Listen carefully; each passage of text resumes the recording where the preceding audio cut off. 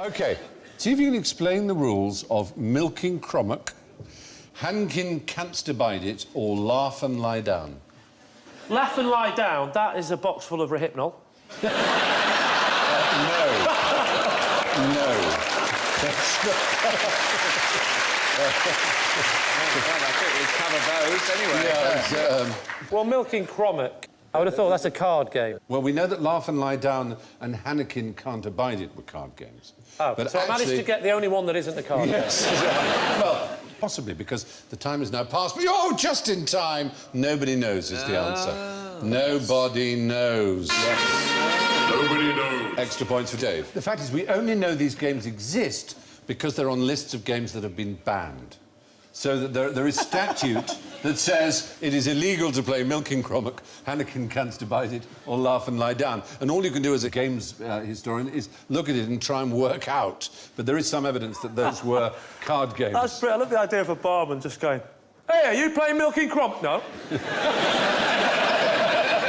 But there are some we do know. Two blokes running down the pub with just one card going...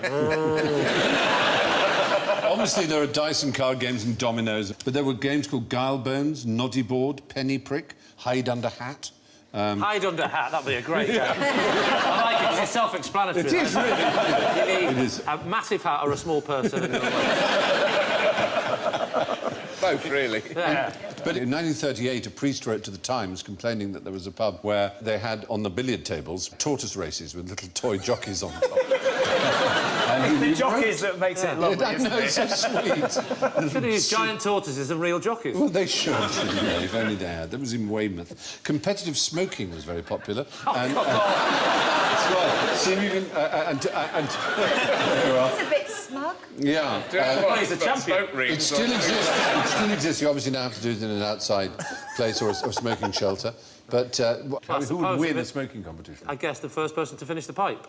No, the last person to finish the pipe. It's keeping the pipe alight for longest. Oh. It's like a real polo skill. meat competition. It's how you pack the tobacco into the pipe and then how few puffs you take at it so you don't burn it down. And you're telling me this this for didn't... hours. And this didn't become a televised sport? I know, it's shocking. Terribly. Which popular game traditionally ends with all the players being thrown into a lake of fiery sulphur? Well, I hope it's show jumping. I hate show jumping. Oh, God. I'd have one of those after every jump. Before and after. Yeah. It's not show jumping, though. It would certainly liven it up. It sounds biblical. I don't think it's the humans, though, it's pieces. Wouldn't it be pieces? Well, I'll tell you that it's a game that went dramatically out of fashion in 1972. Early 72, it was more popular than Monopoly. But by the end of 72, it had almost completely gone out of fashion because of a film. Mousetrap. Mousetrap. No, there is no film of because of a Mousetrap. film. Is it Drafts? Remember that film? Drafts. The film's true. The truth about drafts. No. Drafts makes you go bored. Don't play drafts. The film is not a game. There's a game in it. This game is played in it, and it's scary. Oh, is it a séance? Yeah, Ouija it is a boards. séance using a Ouija board. OK. Right. And what film has there a Ouija board? The Exorcist is the right answer. One of the truly great films of the 20th century. Is a Ouija board really a game? I don't remember ever seeing Ouija board scenes in a film and at the end going, right, who won? Not dead. Well, the odd thing about Ouija, it was a board, it still belongs to Parker Brothers. It's out. Yeah. Ouija is a proprietary name, it's a trademark. Is Ouija. it we-ya? Interesting point. That is some people's theory of the name of it is, yes, two words for yes, we, the French, and ya, the German, but no one's quite sure about where the name came from, except that it's a game that was invented. The board was invented and it was sold and people played it. I mean, it's weird to say that, but they enjoyed the fact that it nearly always works in as much as, you know, people spell out words and they don't quite know how they're doing it. It's clearly not dead people. Yeah. And in fact, it was not originally supposed to be dead people that were... It was supposed to be that you contacted yourselves, a part of yourselves that automatically wrote. It was not about seances. Dead people just joined in. Yeah. This is good. This is the one for us. Even when recently asked, only a third of the people who still use Ouija boards say they do it to contact dead people. And in the First World War, it was used to contact your troops abroad, supposedly. So, hold on. Are some dead people trying to communicate with the living through Monopoly? Yeah. There was a court case in the 90s, I'm sorry to say, in Britain, a murder case, quite an important one, and the jury had to be dismissed because in their hotel overnight, they used a Ouija board to try and contact the murdered person. And apparently the murdered person said, the guy in the dock is guilty, convict him. And said, but the judge heard about it and dismissed the jury, quite rightly, you may say. But the awful thing was, if they'd done it in the jury room, the judge couldn't have dismissed them. Because the judge has no right in law to know what goes on in a jury room. The deliberations must be private. Unless he's dead. Yeah, that's really complicated. Was the guy guilty? Unfortunately, he was retried and found guilty, which sort of is really irritating. So maybe the ghost of the murdered person did get in touch. Where's the competitive element? Suppose you just have a go. Yeah. Who are you trying to contact? Right, it's your turn. Yeah, exactly. Or you contact two dead people and then they box. And then they tell you how it went. Ghost boxing. Ghost boxing. On Sky Sports 2.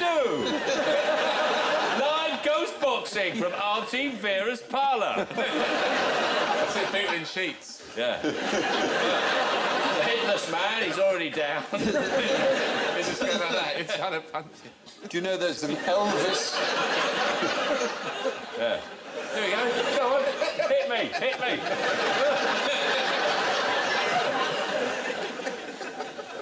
There's an Elvis seance website. Of course there is. I bet there's more than one of those. Yeah. Where you contact Elvis. Online? But it cautions,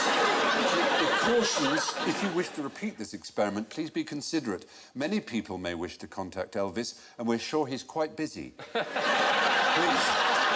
treat this information... For eternity. Yes, please treat this information the same as you would if he were alive and you had his email address, with respect. It's a terrifying thought, isn't it? A sort of posthumous Twitter and things like that. That would be hell, I have to say. You just thought of that. Yeah. You're in it up to your neck. Oh, God. Horrifying.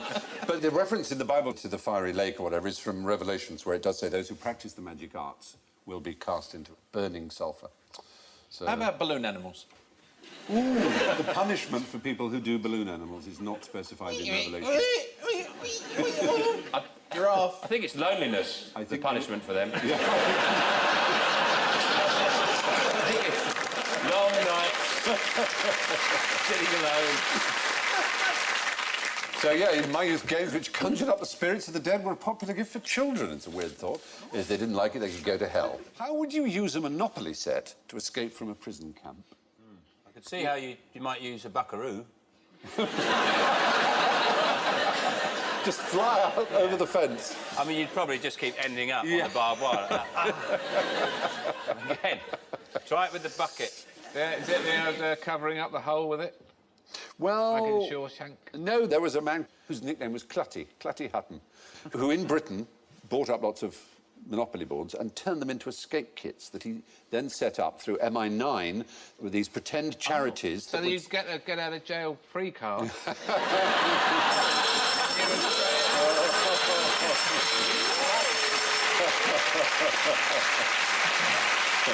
That's a very good idea. It was. No, what was brilliant was the secret that hidden in the Monopoly board were incredibly useful things. A file. Like a small dog, tiny hat, and a little ship.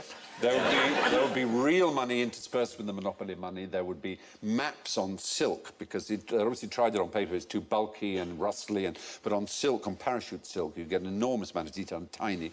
That's an example of his earlier work, putting a compass in a military tunic button. The Germans got wise to this. They'd unscrew them, eat the buttons, and they'd see it. So then they reversed the thread. So when the Germans unscrewed it, they in fact tightened the button. Then they got wise to that. So then he used razor blades, which were magnetised at one end, so that when they were attached to something metal, they would spin round with the G of Gillette would point north, which was very good. So they were well disguised. They said, now look, we put the normal thread on. Yeah. Old Kraut, he's unscrewing it. Yeah. Then what we've done is we've put it the other way. So when he's unscrewing it, Yeah. he's actually tightening it. That's right. Now we've got a step further. We're down one here. You can't get the top off. Isn't there a flaw in that, sir? Don't complicate it. Don't complicate it, Perkins. No one's going to see this bloody compass, that's for sure. Give it a try. You won't get it off. Oh, very good, sir. In many ways, it's become what I call a button. If I was the German camp commandant, I'd have made them all wear duffel coats. If it was me, if I was in charge, I would have started shipping out giant Jengas. Would you? Well, then you just build them up. You know the Jengas you get in pub gardens? Yes, Just massive one, just hop over the fence. Brilliant. If only you'd been in charge then. Or snakes and ladders, but with actual ladders. Yes. And real snakes that scare the Germans. Scare the Germans. Good British snakes who didn't like the look of a German soldier and would go up to them and go... What about if they gave them toy tanks, but really big ones? And they could turn around and go, take this, Jerry. Alfred's game so much more successful than Alfred's other game. And that is Alfred, who is quite well... Yes, Scrabble is the answer. Alfred Butts is And he sold out for bugger all. Well, it was an interesting story. He had the idea of the board and the 15 by 15 squares and the triple letter and double word and so on. And he made them himself. And in the early 50s, it was around in the shops of New York and it was a great success. It just so happened the chap who ran Macy's, the famous department store, he played it one Christmas and he went nuts for it. Absolute nuts for it. And the following year, it sold 4 million. It was the fastest and biggest growing game in the history of that genre of games. It just completely went wild. And all he got, I say all, was about $1,600,000, Butts, the inventor. But he never complained about it. He said it's perfectly fine. It allowed me to have a wonderful life, and he was proud of it. But he then produced another game, which he called Alfred's Other Game. And that, unfortunately, wasn't a hit, despite the lady in the black busty dress. The principle of the scoring is pretty obvious. He used the frequency of letters in English. The highest possible score you could have from one word has been worked out. I wonder if you know what that word might be. It seems unlikely. Well, it depends if you're adding it. The highest I ever got was underpass on 2 triple word scores. That's very good. I did Bezique once and got sort of 200. Yes, you 200. would do. No, that was very lucky. You would do underpass, though, wouldn't you? All 2 words. Well, you've got to use all 7 because you get the plus 50. Yes, you've got to get the 50. But the most irritating thing about playing Scrabble with people is when they use words that aren't in common usage, that are in... They just, back in the early of this year, they announced that GRRL is now a word, but it isn't. No, it isn't. And I basically have my house rule, which is you can't use a word you don't know the meaning of. I just don't think it's fair. No, I'll go even further. Some people just learn lists of words. Okay. Well, why do it? Why put in a word that you Do you let people have the list of 2-letter words on the show? No. Joe is a classic case in point. I know it means love, but I never use the word Joe in conversation, therefore you can't have it. Or people who spell axe in the American way. Without the E. It's just no. Do you know the most commonly played word in Scrabble? Penis. No. It is in my house. It's rather thrilling. Gay. No, not gay. It's a good word. It's a fine word. That's 7. Even more 7 points. QI, thank you very much. Key is the most commonly played word in Scrabble. Because it's a Q that doesn't need a U, and you can just put it next to an I, and if it's on a triple letter, you're immediately scoring Yes, but well. it's not. It's the Chinese for the life force, as you know.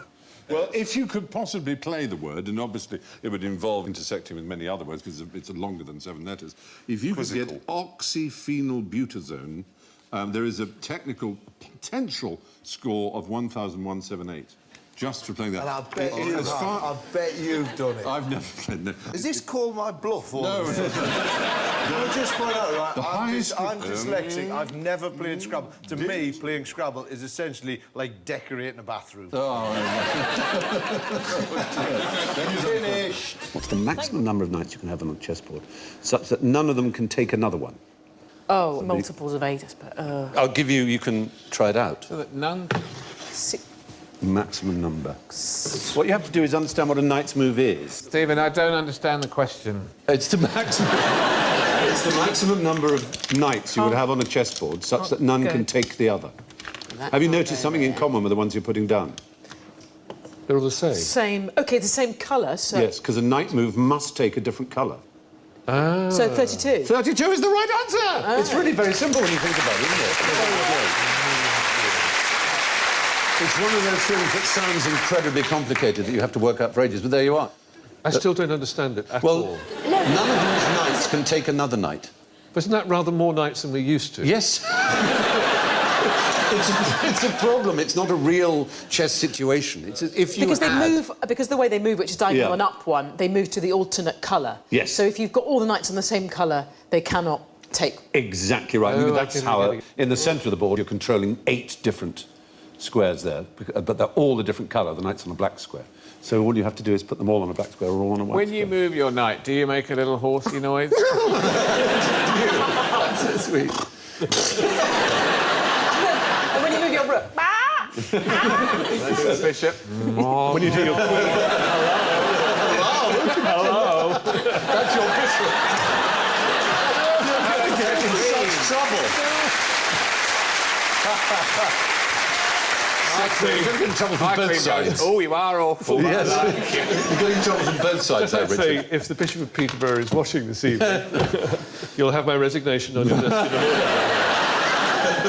Isn't there a version of chess for kind of chess heads called fairy chess, where the pieces do more things? Oh, fairy chess pieces. I'm not making this up, I'm sure this is true. So there's a version of chess where you can call these fairy pieces, and they can do extra things. How many drugs did you take when you were hanging with the chess?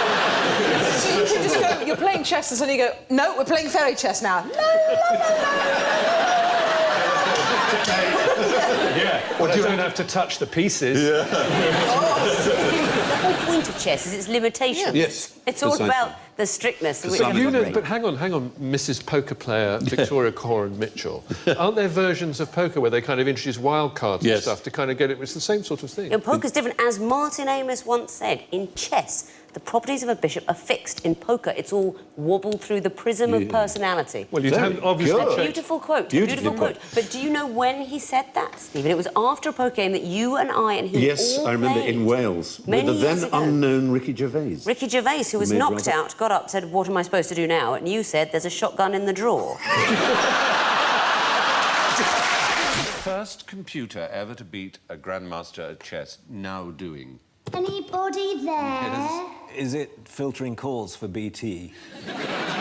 You're so close to being right. If you have a billing query, move knight to bishop 3. Oh, very good. It's actually slightly more disturbing. It's working for United Airlines as a reservations clerk. Yes. Didn't Kasparov say actually that he found it actually had intelligence? It was shifting. It was actually deeper blue, I think, when it beat You're him. absolutely right. Was Deep it named blue... after... Isn't IBM called the Big Blue? It Isn't is. that its nickname? Yeah, it is. And that and an amalgam of Deep Thought. Deep Thought, which is... In The Hitchhiker's Guide to the Galaxy, yeah. I thought it was split in half, actually. It was in museums. They took Well, yeah, they did. I mean, they're only using part of it. It was immensely powerful. But didn't they cheat? And actually, what Kasparov pointed out is that it managed to spot his trap in the 6th game or something. Absolutely right. He set a trap in Game 2, which a computer could only have avoided by thinking creatively, leading Kasparov to accuse IBM of cheating and leading Stephen Fry to accuse Johnny Vaughan of cheating and reading his cards. It was so accurate. Well done. Thank you very much. Yeah, excellent.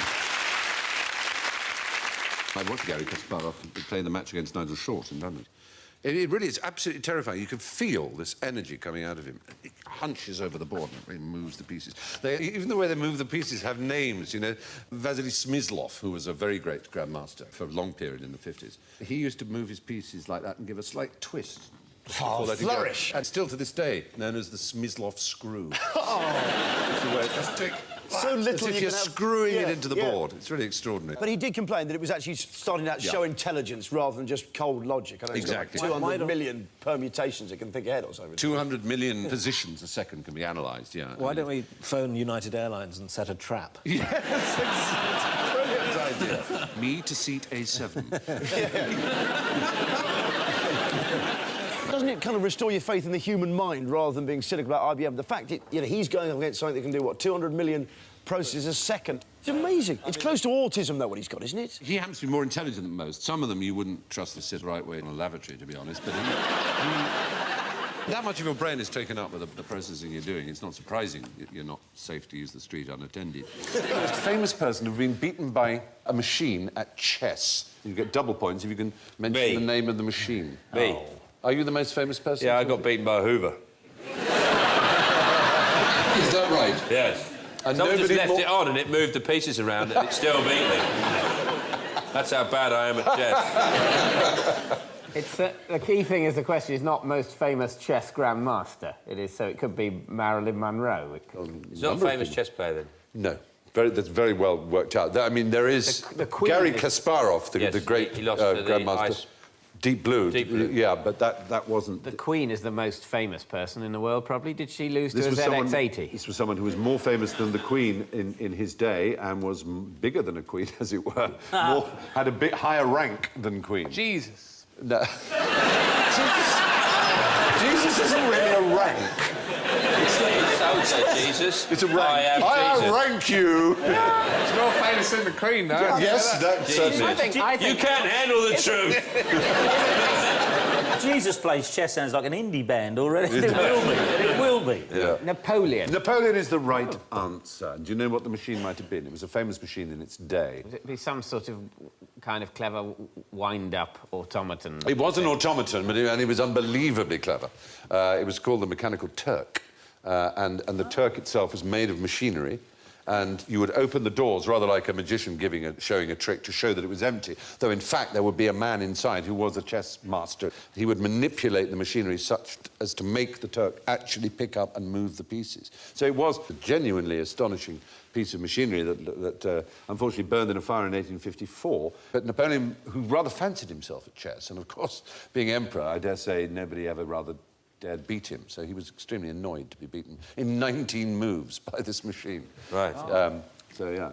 And many others were beaten. You might like to know Benjamin Franklin, who was in Paris at the time as ambassador to the newly formed United States.